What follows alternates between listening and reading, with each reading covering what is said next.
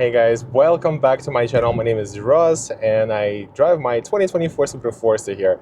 So on this beautiful Friday morning, well, yeah, morning still, we're driving my 2024 Subaru Forester and let's talk about the engine. So my thoughts about this engine. This car has a 2.5 liter, 182 horsepower boxer engine.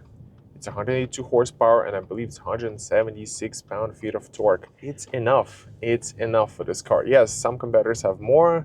I know Toyota RAV4 has more, but at the end of the day, it's enough, guys. And it's all gonna depend largely on how I use the car and the way I use this car. Just driving around the city, taking it to playgrounds, because my baby's 2 years old and that's a daily routine. It's plenty of power and no complaints from me here. So like I said, to me, not having a turbo is fine. Even if there was an option and I had to pay a little bit more, probably I would have a hard time saying, yes, I'm gonna pay more just to have the turbo, because the way I drive the car, do we need a turbo? Not really. Most of the time we're stuck in city traffic doing 25 miles an hour. But for the fun aspect of it, and I love driving this car and I enjoy driving this car. It's not a so sometimes merging on highways would be nice to have a turbo, of course, but at the same time I realized that this car, this horsepower, 182 horsepower, is enough. Honestly, it's enough. Some tests performed to give this car 9 seconds, some tests give it 10 seconds to 100, so it's okay. It's not the fastest. It's not going to do 0 to 60 in 4 seconds. No, forget about that. But that's not what this car is for. It's a family car. It's a family hauler. It has off-road capabilities, light ones, but still.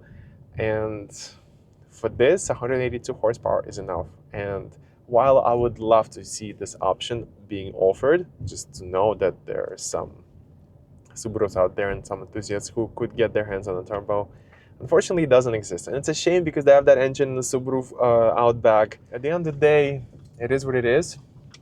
You don't have a turbo, and nobody has a turbo. They made a decision not to put into the Forester. You want a turbo? Go get a Outback. And it's okay. It's okay. It'd be nice to have more options, but it is what it is, guys. At the end of the day, 182 horsepower is enough. The control of the engine, I mean, it feels pretty good.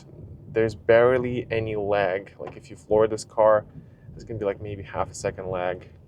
Let me show you how it sounds if you floor it. It's a good pickup, like I said, and it's a it doesn't leave me feeling unhappy or unsatisfied. I'm actually looking for Toro to drive. Don't laugh. Most people go to Toro to drive exciting cars like Porsches and Ferraris, but I want to go on Toro and drive a Subaru Outback with a turbo, or maybe a previous gen Forester with a turbo, just to see what it's like and to know for sure if this is something that I need in my car. So yeah, now you know my thoughts about this car and its engine. In conclusion, go test drive it. I think for 90% of the people, 95% of the people, this engine is going to be enough, and this horsepower and its speed is going to be more than enough, especially people who drive Subarus. First priority is a car that's well made, that's practical, and speed, well, you don't want to be too slow, but at the same time, it's not the first priority for you when you're choosing a Subaru. So go test drive it, see what it's like. If it's not enough, I guess your option is going to be to go for the Turbo Outback. But yeah, for me, this engine is pretty good and I'm happy with it. So here are my thoughts on the engine of my Subaru Forester Sport. But still, having said that, I still think that, damn, Sport should have a turbo just because of the trim name, you know. Instead, I just got these flappy pedals here that do nothing, but it is what it is. So yeah, hope you enjoyed the video.